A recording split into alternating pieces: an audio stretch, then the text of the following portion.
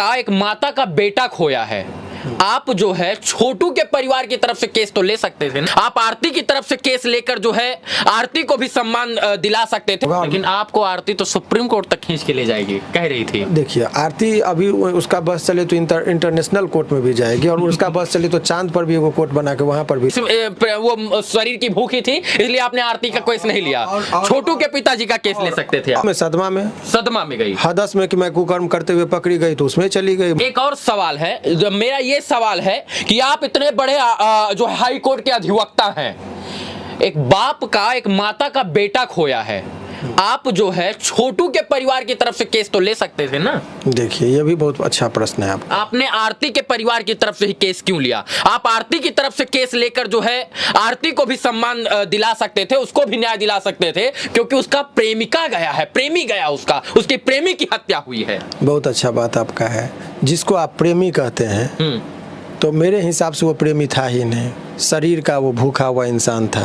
शारीरिक संबंध उसको एल्योर किया था। मोहब्बत तो वो चीज है ना, आपको मैं बताऊं अनेकों लोगों को मैंने कोर्ट में। अच्छा ठीक है, आप इस वो शरीर की भूखी थी इसलिए आपने आरती का केस नहीं लिया, छोटू के पिताजी का केस ले सकते थे। और एक चीज मैं बता दूं, समाज में आदमी को उदाहरण बनना चाहिए। वो लड़की के प्रति भी हमको लगा जिस हिसाब से मेघावी है, बात को बोल्ड तरीके से रखती है, अपनी जिद पर वो अड़ी है, तो जिद करो अच्छाई के लिए, जिद करो। तुम यदि जब आप समझिए उस बाप की पीड़ा, जब वो साइकिल से पढ़ने जाती थी तो गांव के लोग टोकते थे, पहली वाली बुढ़िया गुड़गुड़ाते हुए बोलती थी कि बेटी को पढ़ा रहे हो भोगोगे, तो मुस्कुराते हुए जवाब देते थे कि मैं बेटी को झांसी की रानी बना रहा हूँ। जब वो बेटी जीविका में नौकरी की तो इस फक्र के साथ कहते थे कि हमने बेटी को पढ़ाया, अच्छे मुकाम पर भेज रहा हूँ।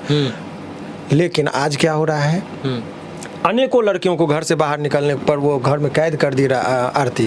जब कोई बच्ची पढ़ने के लिए निकलेगी तो बोले कि बेटी ये मत पढ़ना, आरती बन जाएगी। बेटी को ताना मारेंगे लोग, बेटी को जीविका में मत बनाना, आरती बन जाएगी। कोई बाप नहीं भेजना चाहेगा। और उस बाप का मन स्थिति समझ, वो तो कह रहे हमको बेल मत कराइए, मैं आपको हकीकत बोल रहा हूँ। उनके पिताजी का कहना है कि सर हमको बेल करके बाहरी दुनिया में आके क्या करेंगे। आरती के पिताजी माता जी कह रहे हमारा बेल ही मत कराओ। वो इतने सदमे में है, हकीकत बात है कि वो एक है ना कि निराले संतान का दस्तूर देखा, वफा करने वाले को मजबूर देखा, कहे हाल किसको जो दिल पर है गुजरी, जब एक बेटी के बाप को इतना दूर देखा। वाह वाह। तो हम ये कह रहे हैं कि बेटी का बाप जो है ना उसके ऊपर बहुत ज्यादा जिम्मेदारी होता है, बहुत संवेदना होती है। उन्होंने कहा कि मुझे किस लोगों से सामना, अब मुझे लोग किस नजर से देखेंगे। मैं ना कुछ होते हुए मैं छोटू का भी हत्यारा कहलाने लगा, मैं बेटी का इज्जत नहीं बचा पाया, कंट्रोल में नहीं रखा, उसका भी है।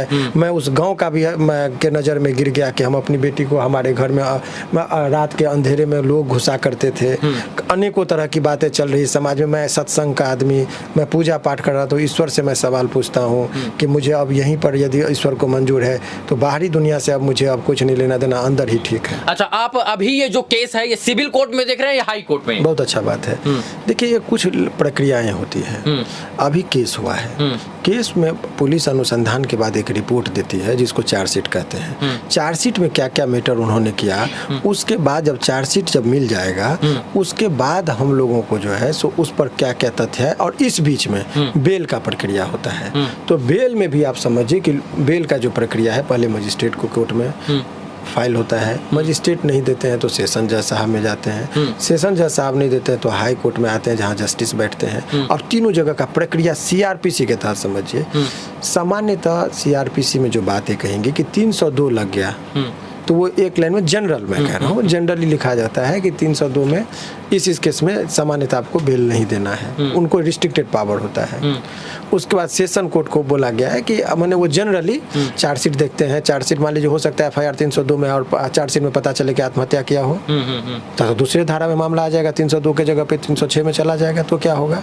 तो चार्जशीट भी देखा जाता है और डायरी के कुछ पार्ट, उनको फिर मेरिट लगता है तो देते हैं, नहीं तो फिर वो नहीं देते। और हाई कोर्ट में शब्दों की व्याख्या होती है, वहाँ एक एक चीज को देखा था बहुत ब्रॉड एस्पेक्ट में।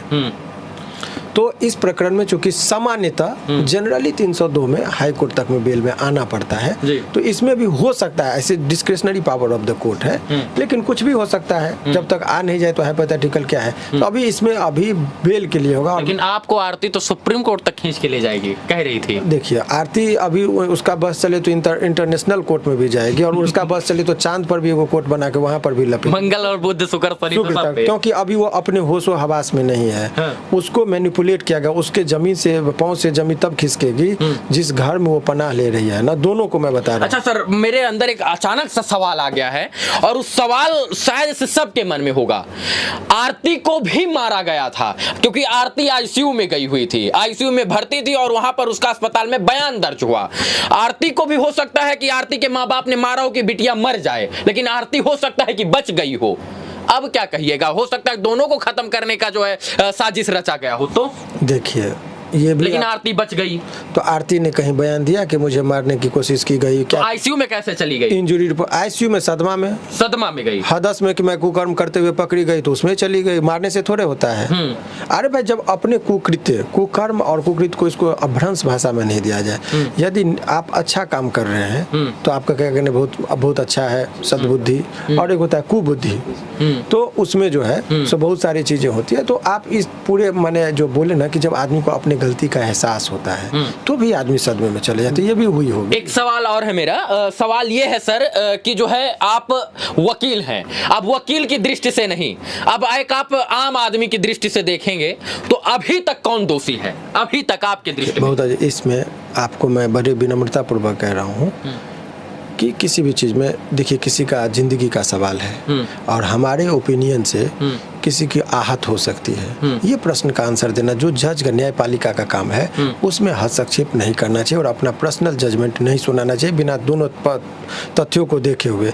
तो स्वाभाविक सा बात है कि मैं अभी जिसका केस लड़ रहा हूँ उसके दृष्टिकोण से देख रहा हूँ, और मेरा धर्म है एडवोकेट होने के नाते कि मैं अपने क्लाइंट की रक्षा करूँ। ये तो मेरा ओपिनियन से अपोजिट पार्टी को आहत होगा, इसीलिए मेरे जजमेंट को इस पे लेना उचित नहीं है। मीडिया के लिए टीआरपी का अड्डा बना, और इसके बाद जो है बहुत सारा व्यूज आया और बहुत सारे सवाल, शायद सवाल मैं पूछूंगा तो वकील जी से पूछने के लिए मेरे पास बहुत सवाल है, और हमको लगता है कि एक आध घंटा इंटरव्यू